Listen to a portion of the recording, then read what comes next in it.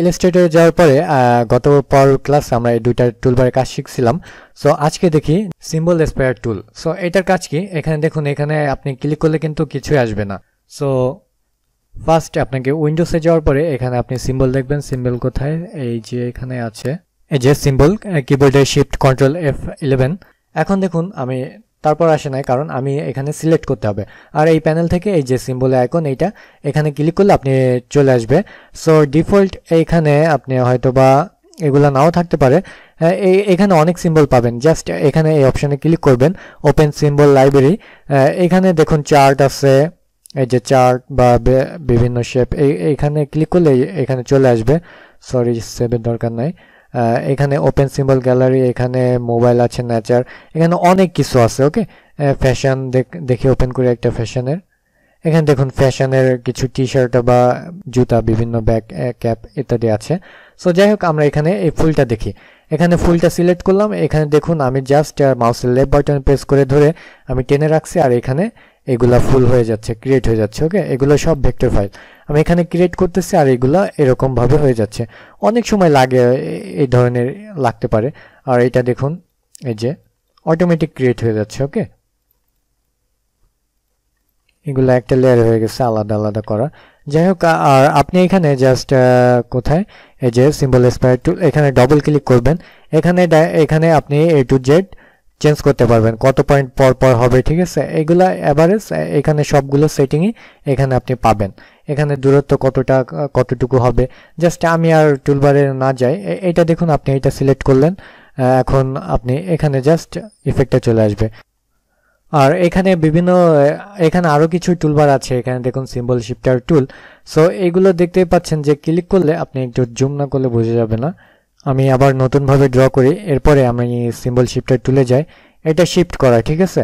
আপনি এখান থেকে এইটা চাচ্ছেন এখানে শিফট করতে, আপনি দেখুন এইটাকে চাচ্ছেন এখানে এনে শিফট করতে। সো এটা এখানে এনে শিফট করতেছেন, কিন্তু পারফেক্টলি হবে না হয়তোবা, বাট আপনি ইচ্ছা মতন করতে পারবেন।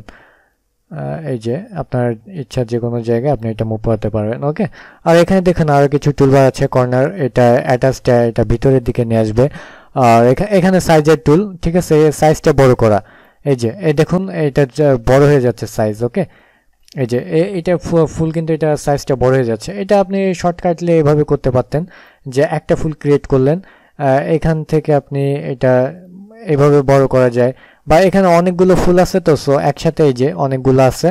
সো অনেকগুলো একসাথে, এই যে সাইজের টুল অনেকগুলো, এখানে মাউসের লেফট বাটনে টেনে ধরে রাখলে এটা অনেকগুলো একসাথে বড় হবে। সো এটা খুব সুন্দরভাবে, এটা কিন্তু ভেক্টর ফাইল। ওকে, এখানে স্পেনার, এখানে অনেক আছে কালার, ঠিক আছে। এই যে স্ক্রিন, এটা ফুল। যাই হোক, এই টুলবার এটাই আর কি, আর তেমন কিছুই না। এরপরে আসি চার্টে। চার্ট সম্পর্কে আমরা কম বেশি সবাই পরিচিত।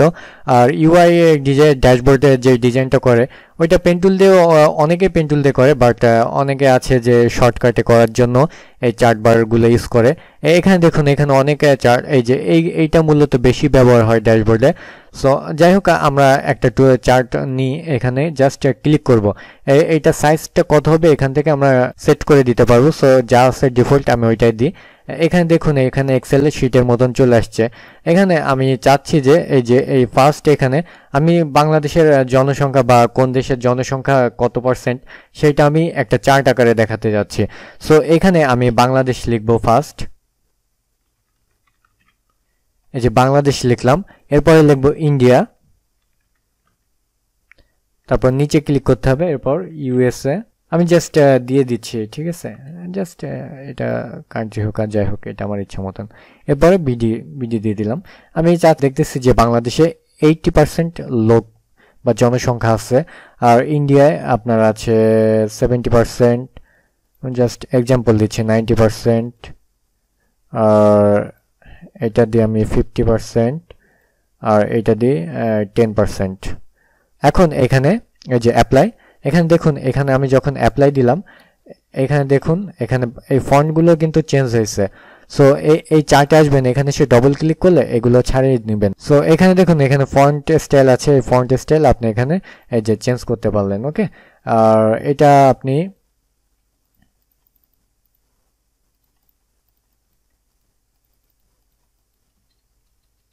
এই যে এটা স্পেস দিয়ে এটা আপনি সরিয়ে নিতে পারলেন। আর এখানে যদি আপনি চাচ্ছেন যে কালার চেঞ্জ করতে, যে এই যে আপনি এই যে বাংলাদেশে যে কালারটা আপনি এখান থেকে চেঞ্জ করতে পারেন। এই যে ব্লু, আমি ব্লু কালার দিলাম এটা। আর আপনি চাচ্ছেন যে এটাও ডবল ক্লিক করে এটা ছাড়িয়ে নেবেন। এখানে একবার ক্লিক করলে সবগুলো কিন্তু অল কালার সিলেক্ট হয়ে যাবে। আপনি জাস্ট ডাইরেক্ট সিলেকশন টুল দিয়ে একটা সিলেক্ট করে এখানে আপনি কালারটা চেঞ্জ করতে পারবেন। আপনি স্টক লাইনও এটা চেঞ্জ করে দিতে পারেন আপনার ইচ্ছা, ঠিক আছে। এইভাবে আপনি এখন এটারও আপনি কালার চেঞ্জ করতে পারবেন, এইটারও আপনি কালার চেঞ্জ করতে পারবেন। এভাবে বিভিন্ন চার্ট তৈরি করে। ওকে, এই দেখুন আমি এদিকে দেখাই, বাংলাদেশ 80%, এটা 90 ছিল, এটা 70 ছিল, এটা 10% ছিল, আর এটা 50% ছিল। সো এইভাবে একটা চার্ট ক্রিয়েট করা যায়। আর যদিও খুব একটা লাগবে না আপনি। আর এখানে দেখুন লাইন গ্রাফ চার্ট। সো এখানেও সেম, আপনি ক্লিক করলে আর এখানে বিডি 100%, 10%, এই 20%, এই 50%, এ 5%, ওকে ডান দি। এই যে এই চার্ট আকার কিন্তু চলে আসছে। আমরা এটা সিলেক্ট করে জাস্ট ডবল ক্লিক করতে হবে, এইটুকু ধরে সিলেক্ট করি। এখন এখানে স্টক লাইন, এখানে দেখুন 2 পয়েন্ট আছে, আমি এটা 1 পয়েন্ট করে দিতে পারি, ঠিক আছে। আমি এখানে সব কিছুই মডিফাই করতে পারবো। এই যে সব কিছু আমার কাছে, এই মডিফাই করা সব কিছু, এই দেখুন এভরিথিং। আমি চাচ্ছি যে এইটা মডিফাই করব। এই যে সিলেক্ট করলাম, এই যে এই লাইনটা বাড়াবো, সিলেক্ট করলাম, কারণ অনেক সময় এই ফন্টটা ঢুকে যেতে পারে একটার গায়ে আর একটা যদি বেশি লেখা থাকে। সো এইভাবে আমরা এডিট করতে পারবো। এখানে আরও গ্রাফ আছে, এখানে দেখুন এই যে, ঠিক আছে। এখানে বিডি 32%, এটা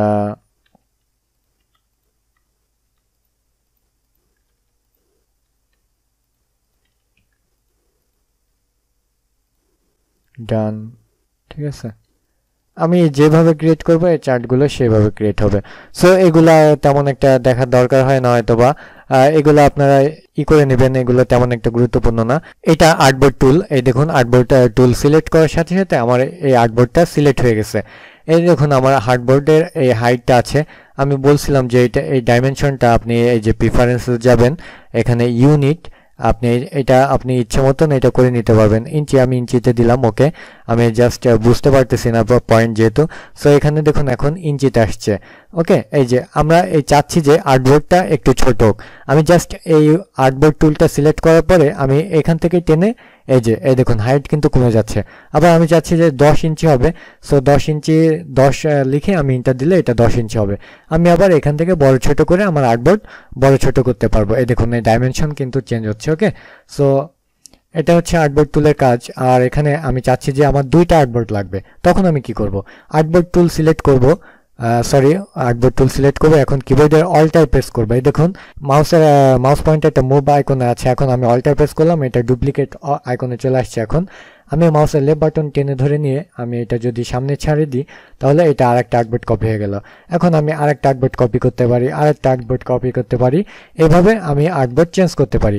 বা আমি এখানে আর্টবোর্ড টুল সিলেক্ট করে আমি এখানে নতুন আর্টবোর্ডও আমার ইচ্ছা মতন ড্র করতে পারি, ওকে। সো এটা হচ্ছে আর্টবোর্ড টুলের কাজ। আর এটা তেমন একটা আর কাজে লাগে না। অনেক সময় অনেক বুক বা বিভিন্ন কভার ডিজাইনের সময় এই অনেকগুলো আর্টবোর্ডের প্রয়োজন হয় ডিজাইনের খাতিরে। সো আমি এখানে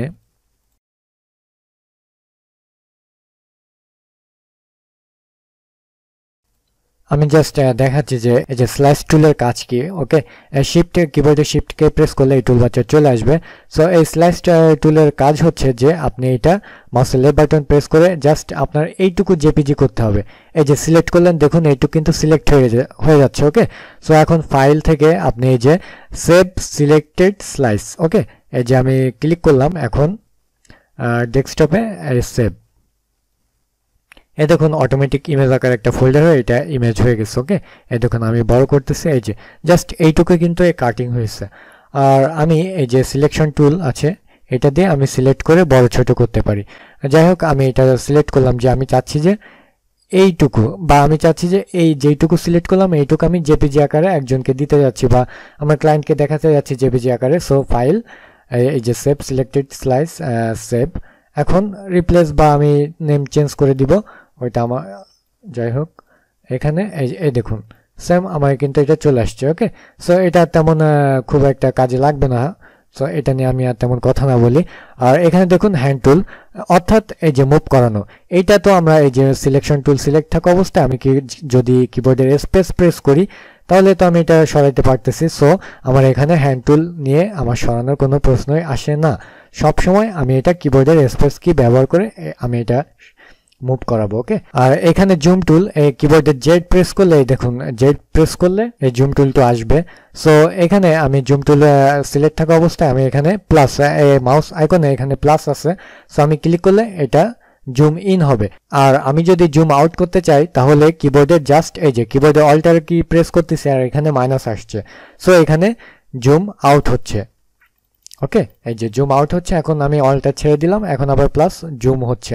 সো আবার এই হ্যান্ড টুল দিয়ে আমি এটা টেনে আমি আর্টবোর্ডে চলে আসলাম। আমি আবার বলি, এই যে জুম টুলে আমি প্রেস করলাম, এটা বড় হচ্ছে, আমি যেখানে ক্লিক করবো এখানে বড় হবে। আবার আমি কিবোর্ডে অল্টার প্রেস করলে এটা ছোট হবে। আবার আমি যদি হ্যান্ড টুল দিয়ে আমি এটা মুভ করাতে পারবো। ওকে, সো এটা হচ্ছে জুম ইন এবং আউট, এটা জুম টুলের কাজ। ওকে, আর এটা তো আমরা সকলে জানি, এটা তো অলওয়েজ আমরা কাজ করে আসতেছি। এটা আমি এই যে কালার, এই যে ফিল কালার, এটা আমি যদি এখন এই যে অফ করে দিলাম এখান থেকে, ঠিক আছে, এই যে অফ করে দিলাম, এটা অফ হয়ে গেল। আমি আবার এখান থেকে কালার দিলাম, কালার হয়ে যাবে। এখান থেকে আবার আমরা কালার চেঞ্জ করতে পারবো। এখন আমি চাচ্ছি যে ফিল এটা অফ করে দিতে, সো এটা অফ করে দিলাম। আবার আমি যদি এই যে নিচে এই যে স্টক, ওকে, স্টক আমি অন করে আমি যদি কালারটা দিয়ে দিই স্টকে কিন্তু গ্রেডিয়েন্ট কালার হয়ে যাবে। ওকে, এটা দেখুন স্টকে এখন গ্রেডিয়েন্ট কালার আছে।